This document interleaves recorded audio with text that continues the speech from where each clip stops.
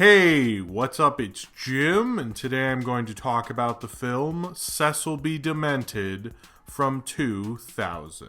And this continues my series where I review all the films directed by John Waters. Cecil B. Demented is John Waters' second satirical look at an art form, Pecker being about modern art and photography, Cecil B. Demented being about movies and filmmaking and mainstream Hollywood and independent Hollywood. And it's an interesting film because it shares a lot with Pecker in that it feels like right when he was getting more mainstream, the needle went back the other way. He starts to get grosser and dirtier, and even like as earnest and kind of appealing to more of a mainstream audience that Pecker was, Cecil B. Demented is kind of not that at all. It doesn't feel as appealing to a mainstream audience. Certainly it has violence and things like that, but it feels like it's moving in the opposite direction. Now, this was actually originally pitched and tried to get financed at the 1995 Cannes Film Festival, and he wasn't successful, and so he moved on to Pecker, and originally apparently Pecker was one of the characters, was one of the sprocket holes in a much different script, which I kind of wonder what the original script to Cecil B. Demented was like, because it sounds a lot different. But he wasn't successful in that and moved on to Pecker, and then came back to this later and actually couldn't get financing for this in America. He had to get financing from France to get this film made. And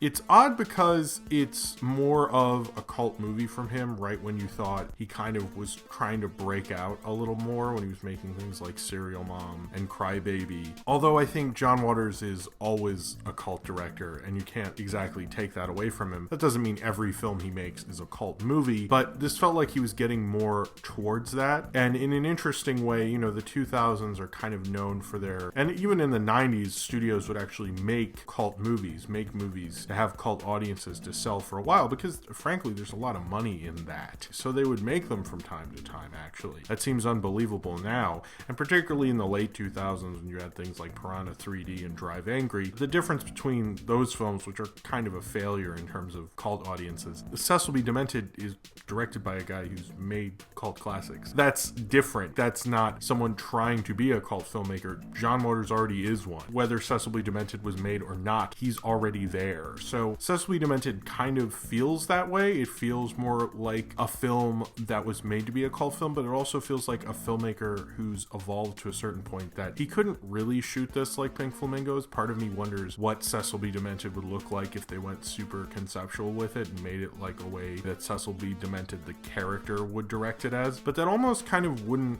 work for Waters in this sense. He kind of gets it to work with the kind of director he is at this point. It makes fun of Patch Adams. It makes fun of movies that normal people like Forrest Gump. Like, it makes fun of romantic comedy. And the whole idea of taking down mainstream Hollywood with this group of terrorists, but also making fun of the fact that indie filmmakers believe in themselves so much. It's an interesting takedown of the filmmaking business. I don't think it's as successful of a parody as Pecker, frankly, but it was still a perfect film for me to see when I was 17, and it's kind of a perfect film for John Waters to make at the time, right when you were worried, like, is he just going to make more Hollywood stuff? He kind of comes back hard with a cult movie, skewering every type of cinema and making a film that is both safe in how Hollywood it is, but also feels a little more satirical and pointed and unappealing, as you kind of like from the earlier stuff as well. Honey Whitlock, who's played by Melanie Griffith, has come to Baltimore to attend the premiere of her big romantic comedy that shot in Baltimore, and she is going there to the premiere at the Senator Theater, and then she is abducted by Cecil B. Demented and his film buff worshipping cult, the Sprocket Holes, right out at the beginning of the premiere, and makes a big fuss and has a whole big shootout in a movie theater, which would be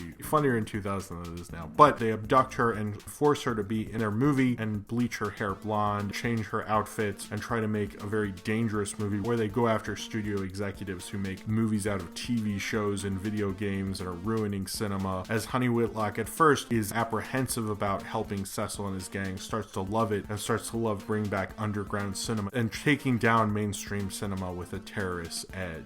One of the things that's cool about this movie, and being 17 when this was released, was that I was very much into movies, as you can probably tell, and I really loved getting mad at people who didn't know anything anything about cinema because it was pretentious fuck. If you're going to be a pretentious fuck, though, 17's a great age. And I kind of liked how militant this film was about cinema, but I also still like how it's really making fun of all the filmmakers these people like. There is much embracing how crappy mainstream cinema is while also making fun of how pretentious indie cinema is. And in a lot of ways, I think a lot of what he does is still true. I mean, every member in the Sprocket Holes has a different director tattooed on them. Look at how the IFC Theater here in New York has those t-shirts where they take directors' names and make them look like band logos. I mean, it's a little similar. I know I have one of those shirts that I've worn in several videos, but it's interesting how on the nose a lot of this really got. It is cool to see him make more of a cult angry movie. I don't think he had made really an angry movie. Pecker's not angry. This is making fun of how predictable Hollywood has become, how lame Hollywood was. 2000 was a pretty lousy summer movie season, and this was kind of a nice way to really end it off, at least for me personally, when I was seeing movies. Apparently not for most people, and it didn't really go down well. It seems like this suffered a similar fate to a made-to-be cult movie that I actually think was actually rather good as well, Jason X, in which the critics just really weren't ready for it. I feel like maybe Cecil B. Demented probably should have come out 10 years later or in 95. By the time Cecil B. Demented came out and it's critiquing indie cinema and mainstream cinema, that was probably a lot cooler in the mid-90s, or making a made-to-be cult movie was more accepted in the late 2000s, but it's at this midpoint and critics were rather nasty to it. It's probably one of his worst reviewed films. I don't actually think this is one of his worst films. I think it's not perfect. It's not a Waters film I revisit too often, but every time I revisit it, I'm very happy with it. I like it, but I kind of more like that he's going back to kind of the meaner, more controversial stuff, and I could tell people weren't as into it. This is kind of like if you're into Waters, you'll see Cecil B. Demented, but if you're not, this isn't a rear entry, certainly, or an easy entry into his filmography. Melanie Griffith actually got a Razzie nomination for Worst Actress, which I think is a bit much. I don't think she's great, but I don't think she was that bad to deserve that. And it did feel like maybe people really weren't ready for it. I do think maybe if this film had come out in 95, I feel like the indie scene was more there for it, and the indie scene in 2000 was kind of in a weird place at that time. I was going to art house theaters a lot in 2000. The 90s, you had more of the cooler indie movies. You really didn't have that, and more of the indie directors were going towards Hollywood filmmaking at this time. 99 was the big year. You had a lot of indie directors, or former indie directors, like Alexander Payne, David O. Russell, who made Election and Three Kings, who had previously made Spanking the Monkey and Citizen Ruth. And then you get to Cecil B. Demented, and I think with Cecil B. Demented being after they had already gone to the mainstream, it almost kind of predicts the predictability in Hollywood, which I very much felt at that time, but I don't think anyone else was that into it. I don't know. I look back on this movie fondly, but I don't think of it as perfect. And I do love the idea of people like terrorizing a movie star and taking down a shitty romantic comedy filmed in Maryland, because I hated Runaway Bride with a fucking passion. The opening sequence that happens at the Senator Theater, it's his only real action movie, and it has some of his biggest action set pieces he would ever do, and particularly the one at the Senator Theater, which was my hometown theater, and I've mentioned before and mentioned my Pecker review. And there have been other theaters that I regularly attended, the Charles Theater, where I actually saw this movie. It didn't really play at the Senator for very long. It played at the Charles longer, even though they shot a major sequence at the Senator, which I thought was weird. And then they have the marquee for the General Cinemas, Towson Commons, where I used to go a lot, which doesn't exist anymore. Wasn't the greatest theater, but I did go there quite frequently because there was the big multiplex near me. The Charles you only see briefly, same with General Cinemas at the beginning, but Senator has that awesome sequence. And the premiere of this movie, like every premiere, was at the Senator Theater. And I actually was making this movie with my friend Evan at the time called Star Stalking, and I tried to meet celebrities around Baltimore, and it was kind of a dorky thing I did. I went across the street with my video camera and shot parts of the Cecil B. Demented premiere, which is what you're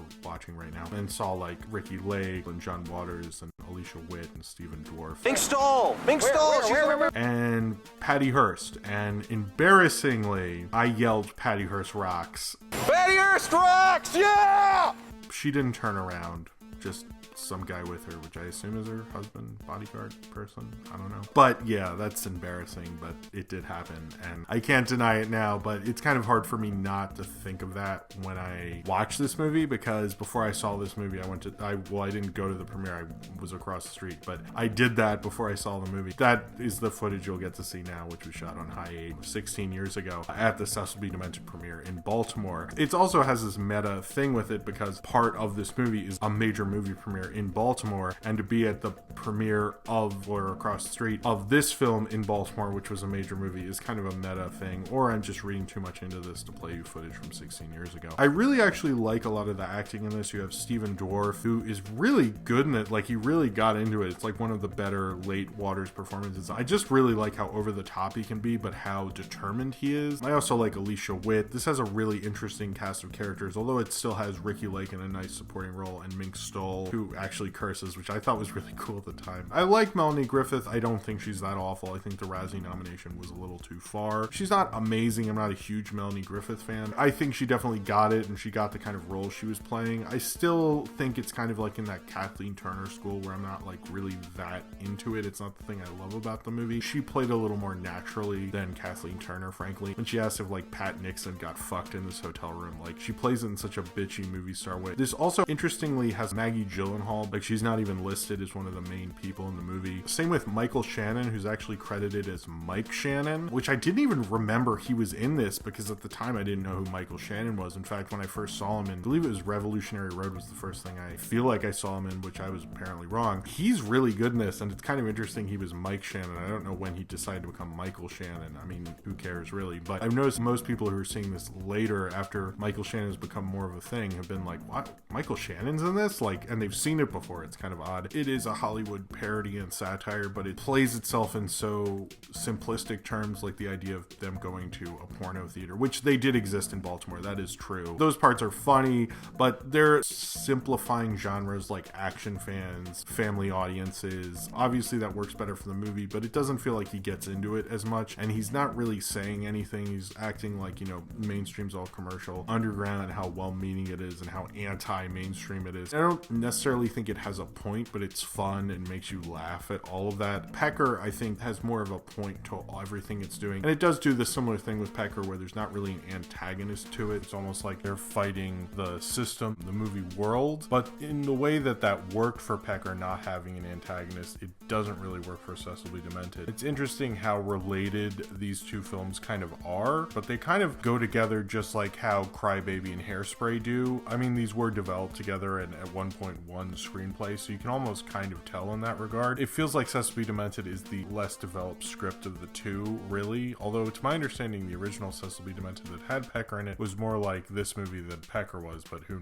knows what the deal was with that. Cecil B. Demented, I think, falls under the thing that most showbiz parodies have, in that it doesn't really go full to what you'd expect from a movie thing like this. Like when you're someone who's just a casual observer reading the paper and go, oh, well, you watch, that guy will be directing a big Hollywood movie any day now. And Cecil B. Demented doesn't really go there. It's kind of hinted at that the two black characters in this film took the footage and they eventually got into Hollywood and made money and became famous, but he mentions that on the commentary and in interviews about the film, but they don't actually show it. It just kind of hinted at. So I feel like Pecker does what it's doing a lot better. I mean, I wouldn't be comparing them if they weren't so similar, but Cecil B. Demented, it just doesn't overall make a point to it, but it's kind of fine in what it's doing. I do enjoy this movie quite a bit. One of the few films that reminds me of that spirit of like just hating Hollywood movies to be different kind of thing. The fact that he's even making fun of the people who hate Hollywood movies just because they're Hollywood movies also reminds me of being that kind of person as well. It reminds you how bullshit you were and how bullshit you thought those movies were. At the time, I really liked that this was getting back towards the kind of waters that I liked, which was less of the Hollywood stuff. I like that he made this film, and I think it was a cool move for him to do and make kind of more of a studio-made cult film, really. I don't think Crybaby or Serial Mom or Hairspray or even Pecker were that. I think Cecil B. Demented is that, and it's probably the one of his more Hollywood bigger budget films. This was about $9 million that worked the most in being a cult movie than any of them. That doesn't mean I like it just because it's a cult movie or it's because it's just like his stuff, but those are certain elements I like about it. I don't think it's one of his strongest movies, but it's definitely a really fun one. Even for a semi-lesser effort, it definitely shows his strengths and how he can even get like a plot that doesn't necessarily work, have some really cool sequences, like the opening at the Senator, a lot of the jokes in it, a lot of the weird dialogue. It all kind of worked and made kind of an awesome little indie cult movie package, and I've always loved how Cecil B. Demented does that. Even though it's probably a lesser water, it's probably one of the better of the studio-made kind of cult movies, and reminds me of how that system can work, even if this movie's a little flawed itself. So if you have seen Cecil B. Demented and you would like to talk about it, then comment below